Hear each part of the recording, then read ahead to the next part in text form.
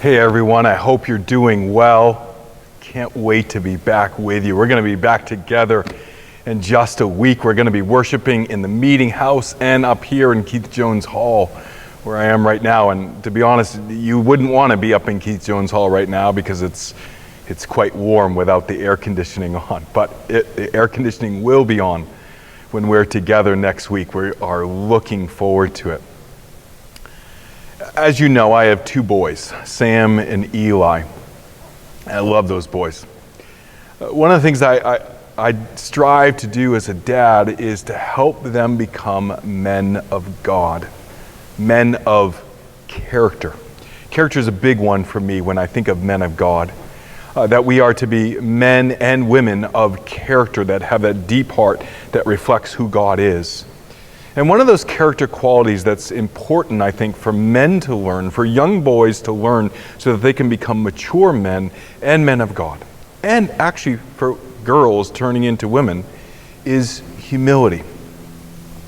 But humility is hard to find these days, isn't it? It's hard to find humble men and humble women. You don't see them often in the movies anymore. You don't see them on the world scene. They often get pushed off the stage. I mean, we do see those examples of that brash leader, or that self-sufficient leader that's in the movies that can do it all themselves, or the opposite, the fool that somehow it all works out. It's hard to find examples in today's world of humble men and humble women. But they're out there, they're just hard to find. Now, there's a few reasons for that. First of all is we have in our U.S. culture this fascination, this joy with those who exhibit this confidence. But sometimes it's really not confidence, it's brashness. I'm thinking of a man like the humblest man in all the earth, Muhammad Ali. We're told that one time he was on a plane and the plane encountered some turbulence, and then the captain put on the fasten the seatbelt signs, and there's the stewardess. She's going around making sure everyone had their seatbelt on, and she got to Muhammad Ali and he did not have a seatbelt on. And she turned to him, "Sir, can you please put on your seatbelt? We're encountering turbulence." To which he looked at her and he said, "Superman don't need a seatbelt." To which she looked back and said, "Superman also don't need no plane." We encounter a lot of people like that, right? Those that have that confidence, that brashness. And it's hard to find those who have true humility. One is because of our examples. Two is because, well, the world's definition is not clear, isn't it? It's not just not clear, and sometimes it's misleading and wrong. Oftentimes when people talk about humility, they think it means to humiliate yourself, that you should demean yourself, belittle yourself, that you would think yourself as a doormat or have low self-esteem. They think that's the only way that you could be humble before others, curb your strengths and achievements. But that's not humility. Now I ask this question because we've been looking at 1 Peter. And as Peter ends his letter to a church that's confined, a church that's exiled, that's scattered, he wants to talk about humility. And the question that we'll face is, why does he want to talk about humility to a church who's suffering? Well, in part because it's going to get into his definition. But I want to read to you the text that he has for us. This is 1 Peter 5. Starting with verse 5, and the verses before this, he talks about leaders, elders. And you'd think he'd want to just say, we want our elders to be humble, but no, he goes to everyone here. He says in verse 5, "Likewise, you who are younger, be subject to the elders. Clothe yourselves, all of you, with humility toward one another. For God opposes the proud, but gives grace to the humble. Humble yourselves, therefore, under the mighty hand of God, so that at the proper time he may exalt you, casting all your anxieties on him, because he cares for you. Be sober-minded, be watchful. Your adversary, the devil, prowls around like a roaring lion, seeking someone to devour. Resist him, firm in your faith, knowing that the same kinds of sufferings are being experienced by your brotherhood throughout all the world. It's a great text, isn't it? Again, that question I asked before is, why would Peter write to a church who is suffering that he wants them to be humble? To clothe themselves with humility, to humble yourselves. Why would he end with that? I mean, wouldn't the suffering be enough? That would make them humble, right? Well, part of this gets into the definition of how Peter defines humility and the benefits of humility. And we'll get to that in just a moment, but what's interesting is when you look at Scripture and you look at the New Testament and the letters in general, you'll find that the two other places where there's really good teaching on humility, strong teaching on humility, are written to churches who are suffering or who are being persecuted in some way. You have the Philippian church where Paul is comparing our humility and how we are to be humble like Jesus, and then also with James of the Jerusalem church who's also dealing with suffering. So there is a theme here that when we go through suffering that we are to remember humility, and we'll figure that out in just a minute when we get to the definition. But first, Peter gives us these incentives about why we are to be humble. And he says this in verses 5 to 6. He says that he quotes Proverbs where he says, God opposes the proud, but gives grace to the humble. So here's the first two incentives. That we are to be humble because one is God opposes the proud. If we want God to be for us, then we shouldn't be the opposite of humble, which is be proud. But also, God gives grace to those that are humble. So if we want God's grace, then we should be humble. The next two reasons or incentives why we should be humble is in verse 6 where he says, humble yourselves therefore under the mighty hand of God, so that at the proper time he may exalt you. And then verse 7, casting all your anxieties on him because he cares for you. So he says in verse 6 is that God's mighty hand is going to exalt those who are humble. Isn't that amazing? That God would exalt those who are humble with his mighty hand. But also, he's going to use his mighty hand to care for the humble. So not only is he going to lift up the humble and exalt them, but he's going to care for them in their time of need, in their time of suffering. And this is in part where we'll understand why we find teaching about humility in the midst of suffering. And we'll get to that in a moment. Because how would we define humility? Peter, when he looks at this, helps us to see that humility has two parts to it. It's first our vertical relationship with God, as we're called to humble ourselves under the mighty hand of God. We get that we are to be humble because of God is God and we are not. But there's also the horizontal, where he says we are to clothe ourselves with humility towards one another. So we need both the vertical and the horizontal. And you can't do the horizontal in the right way unless you have this vertical relationship with God. Because as we'll see, it all begins there. You know, John Piper wrote that humility can only survive in the presence of God. It's a great quote, isn't it? That humility can only survive in the presence of God. Paul says in Romans 12:3 says this, by the grace given to me, I say to you, everyone among you, not to think of himself more highly than he ought to think, but to think with sober judgment, each according to the measure of faith. That when we first think about defining humility, it begins with this relationship with God. And we are to remember that we are sons and daughters, and he loves us. And he also, as sons and daughters, he gifts us. He gives us talents. He gives us gifts. And we are to understand all of that. That we have this proper perspective of who we are in the eyes of God. And who you are in the eyes of God is you are a beloved son or daughter with gifts given to by him. You are his masterpiece, his poema. And you are to use those gifts for others. But we're also to have an accurate perspective of who God is. That God is the one who is God, and we are not. So it's to understand this accurate view of who we are in the eyes of God. That's where humility begins. That we know that we are loved, that we know we are cared for, but we also know that we are in need. And he brings this up in verses 7 and 8 and 9. He's saying that God wants us to cast our anxieties on him. That God wants to care for us. That what he's saying is that part of our humility is understanding that we need God. And so when we go through suffering, we learn that we can go to God and get help for that.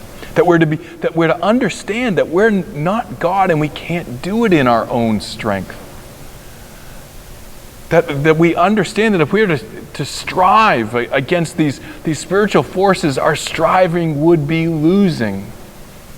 And he says that in the next passage, where he says, be sober-minded, be watchful. Your adversary, the devil, prowls around like a roaring lion, seeking someone to devour. Resist him, firm in your faith, knowing that the same kinds of sufferings are being experienced by your brotherhood throughout the world. And what Peter is saying is not only do we deal with these sufferings, and that we can go to him because he'll help us, because we know that he's God and he can do it and we are not. And he'll do it with his mighty hand, the hand that got us that got the Israelites out of Egypt.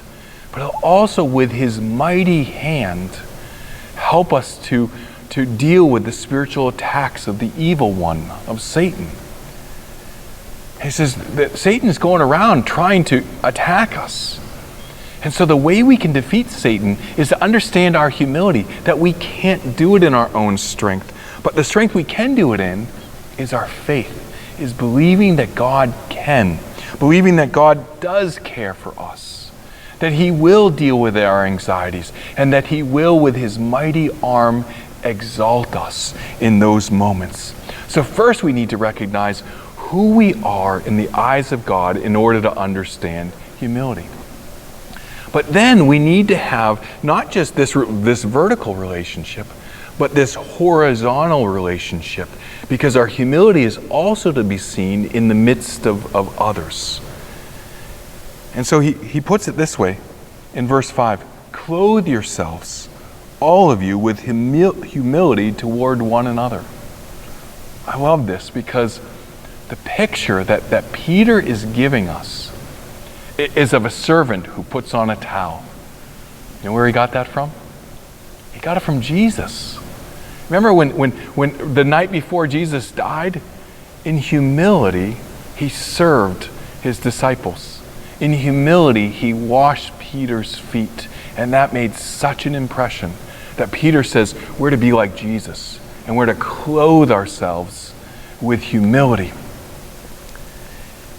And we are to look at one another in a certain way. And this is where the teaching in Philippians helps us, where Paul says to the church in Philippi, where he says, do nothing from rivalry or conceit, but in humility count others more significant than yourselves. Let each of you look not only to his own interest, but also to the interest of others. Now again, some people interpret this to mean that we're to demean ourselves or belittle ourselves so that we can lift others up, and that's not what this means. Because remember, Jesus was humble, but Jesus never thought of himself as someone that was beneath us in who he was.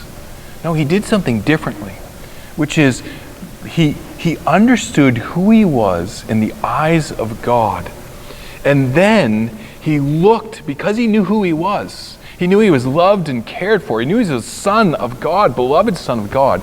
He was therefore able to look to the interest of others. He was therefore able to say, what your needs are more important, and he was able to serve them. Man, don't we need this today? We need leaders who are humble leaders. Oh, I pray that our leaders would understand humility and listen to one another and serve one another and care for one another. Oh, it's part of the reason why I want my boys to understand humility, to clothe ourselves with humility.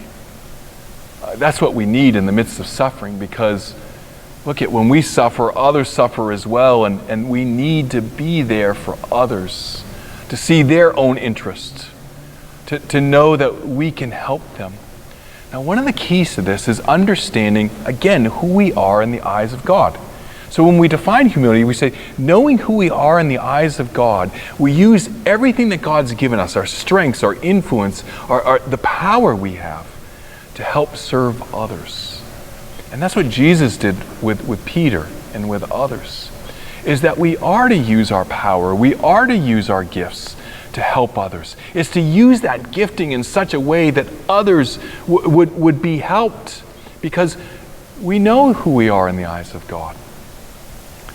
And so I'm praying my boys would be able to understand that. I hope that they see that in me. I hope I can teach that in how I live and what I say. But I think of two examples when I think of this. When I was in college, I had the opportunity to serve at a camp in Ireland for summer. What a gift.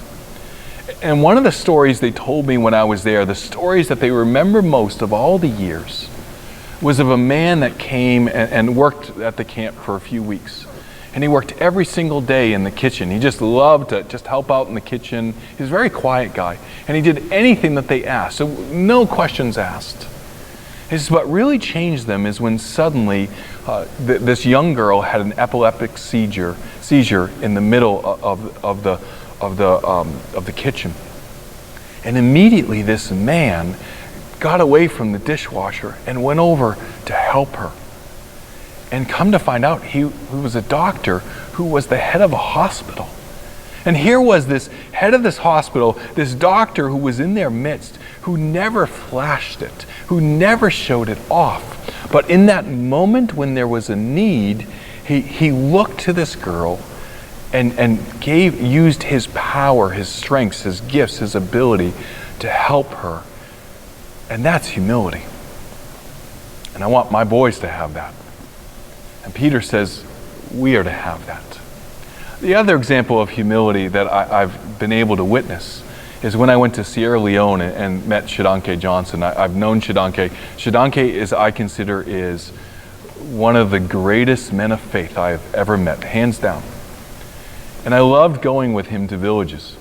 You see, when we went to villages around Sierra Leone, no one knew who he was. They didn't learn Jesus from Shodankeh. They learned it from other people. But they had all heard about Shodankeh. And near the end, he would teach them. And then he would introduce the others around that were myself and others around, and then he would give his name. And whenever he gave his name, there was this huge eruption. Why? Because they were so excited to be in the presence of someone they had heard so much about. And he wanted to use who he was to encourage them in their faith. That he was saying, I was willing to come out to see you because you're important. And that, my friends, is humility. It's the humility we need in today's age. With the clashing of everything going on is humility. Knowing who we are in the eyes of God, knowing this relationship and knowing all the gifts that God has given us, and using those gifts and who we are to serve others. That's humility, is looking out to the interest of others. So let's clothe ourselves with humility, because we know that God will care for us no matter what we go through. And hopefully, we make a difference to others. Hey, I can't wait to be with you next week. I can't wait to worship with you. Miss you. But I look forward to being with you soon. See you next week.